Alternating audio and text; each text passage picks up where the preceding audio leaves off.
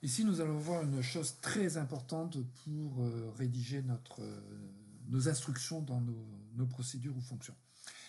Alors, le principe, c'est qu'on ne peut tout retenir et on va souvent avancer par tâtonnement, en produisant des instructions qui ne sont pas tout à fait exactes, pas tout à fait justes. Alors, sur l'éditeur, quand on fait une grossière erreur, par exemple, si je fais A égale, ça, donc par exemple range,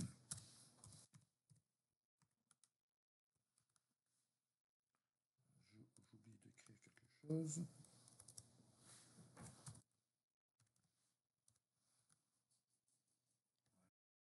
J'ai une erreur directe, erreur de compilation. Il n'a pas compris ce que j'ai écrit.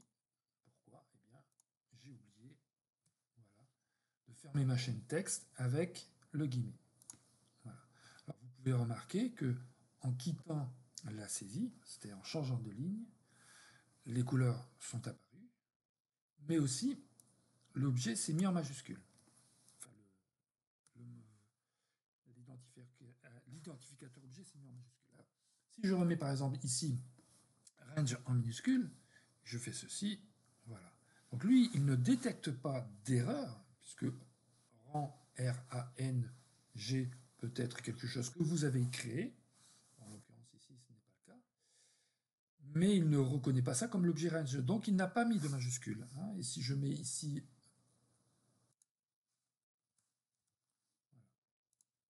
value, il le reconnaît, mais pas ceci. Donc bien sûr, ici je vais avoir une erreur, mais je vois que j'ai une erreur déjà parce que je n'ai pas de majuscule. Donc c'est une aide visuelle et textuelle hein, que Excel, que l'éditeur VBA vous permet d'avoir directement. Alors, au-delà de ce genre d'aide, voilà, j'avais préparé un petit truc, voilà, petite indentation. Voilà. Alors, ici, il n'y a aucune erreur dans mon code, mais à un moment donné, hein, les lettres que j'ai mises sont considérées comme des variables. Ici, que vaut D? D'accord? Je sais que D sera égal à lui-même, sur lesquels j'ajoute 23. Donc, si j'exécute le code, alors pour exécuter le code, je passe ici. Exécuter, je ne vois rien puisque je suis rentré ici et sorti directement. Je n'ai pas fait d'écriture dans le fichier Excel, je n'ai fait que du calcul. Donc, pour cela, je vais utiliser du pas à pas. Donc, le pas à pas, c'est la touche F8 de votre clavier. Voilà. Donc, tout se passe bien. Et je suis arrivé sur le end sub. Donc je suis bien en mode exécution. Et ça, c'est important. C'est-à-dire que ici, tant que je suis en mode exécution, donc avec une ligne jaune dans mon code, je peux survoler les objets variables et voir leur contenu. Donc ici, D est égal à 823. Donc, si je reviens ici, je peux remonter, voilà, mon curseur. Je rappelle que D était égal à 823. Si je refais cette opération, D maintenant est égal à toujours 823. Pourquoi? Parce qu'ici, voilà, j'écrase l'ancienne valeur de D, je le mets ici. Par contre, voilà, je peux mettre ceci en commentaire, remonter ici mon code et exécuter avec F8. Voilà. Donc tant que je ne suis pas sorti du end sub, je suis toujours en mode exécution. Là maintenant, je suis à 846. Alors, il y a une barre d'outils qui est hyper importante, qui n'est pas affichée par défaut. Donc, je vais l'appeler bouton droit de la souris sur la zone grisée des barres d'outils. Et j'appelle débogage. Donc, cette barre d'outils, elle est flottante, mais vous pouvez la positionner ici. Cette barre d'outils est importante pour les petites icônes ici à droite. Alors, on y reviendra. Hein. On retrouve bien sûr l'exécution qui est ici. Le mode réinitialiser. Voilà, je réinitialise, donc j'arrête totalement le programme. D'accord? Possibilité de mettre un point d'arrêt. Donc le point d'arrêt va se mettre non pas sur un commentaire, ce n'est pas possible, mais par exemple ici sur une ligne de code. Voilà. On peut mettre ou enlever. Bon, on va regarder par l'exemple. Donc ici, pas à pas. Donc en fait, on peut utiliser la touche F8 qui est quand même plus commode. Voilà. Et à tout moment, je peux prendre ici la variable et la regarder. Donc ici avec la fenêtre espion, enfin l'espion, voilà. Et ici la variable est égale à 20. Voilà. Donc annuler, je peux continuer. F8. Si je reprends ma variable ici, B. Alors, au lieu d'appeler toujours par ces petites lunettes, je peux ajouter ma variable. Voilà. Dès lors que j'ajoute ma variable, je vois apparaître une fenêtre ici. En fait, c'est celle-ci, fenêtre espion. D'accord? Donc, si je ferme la fenêtre espion, maintenant je la réouvre. Alors, bien sûr, la variable que vous avez mis ici, que la fenêtre soit ouverte ou fermée, elle est toujours présente dans la fenêtre espion. D'accord? Et je peux anticiper. C'est-à-dire, je peux dire, tiens, celle-ci, je vais la mettre en glisser-déposer. Elle est vide. Pourquoi? Parce qu'elle n'a pas encore été instruite par mon code. Et je vais voir, bien sûr, son état changer. Voilà. Elle a changé. Donc, je vois la valeur, le type. Alors, le type des variables, on verra ça par la suite. Et son contexte. Donc, je suis bien dans le module premier code. Et je peux voir le contexte. Donc, ça, c'est très important de pouvoir tester la valeur des variables. Pourquoi? Parce que souvent, on va instruire des variables qu'on va utiliser dans des calculs, et si elles sont mal instruites, eh bien, automatiquement, vos calculs ne pourront que donner des erreurs. Donc, avant de se lancer dans des calculs avec nos variables, on va toujours les évaluer, les tester et vérifier ça avec l'éditeur.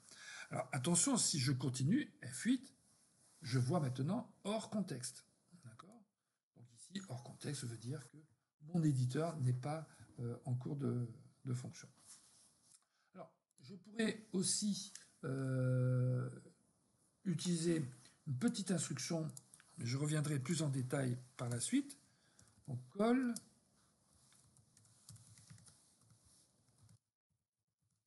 Autre procédure. Donc en fait, qu'est-ce que je vais faire ici? Je crée une deuxième procédure. Voilà.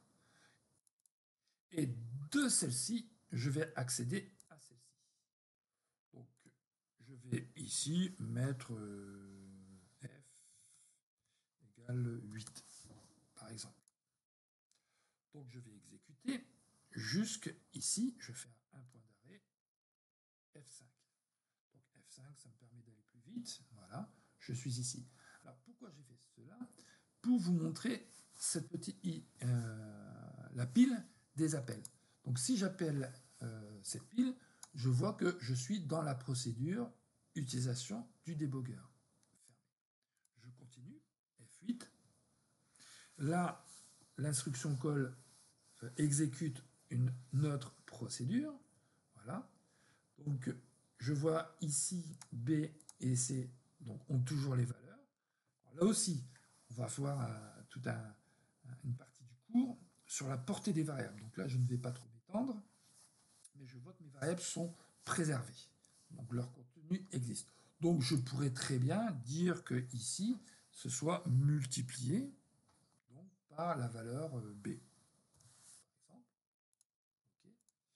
Donc je peux regarder maintenant la pile d'appels.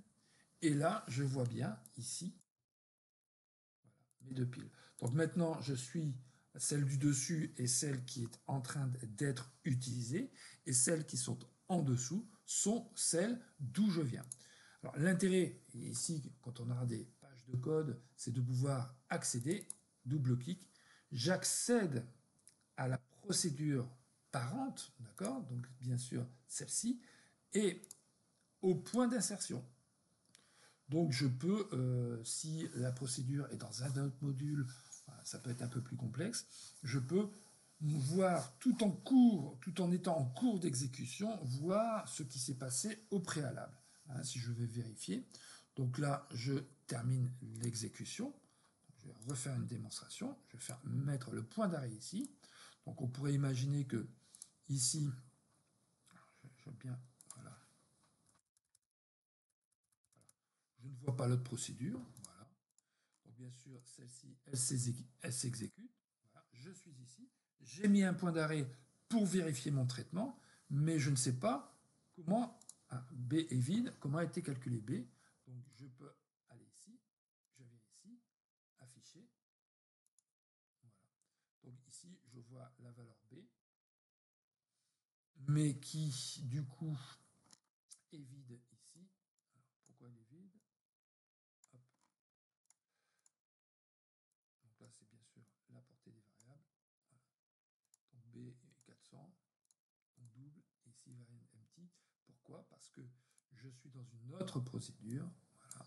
Je suis dans une autre procédure, donc la valeur B n'a pas de valeur, elle a perdu sa valeur. Et si je repars F8, donc je reviens après l'exécution, ici j'ai bien B qui garde sa valeur dans la procédure qui a été appelée initialement.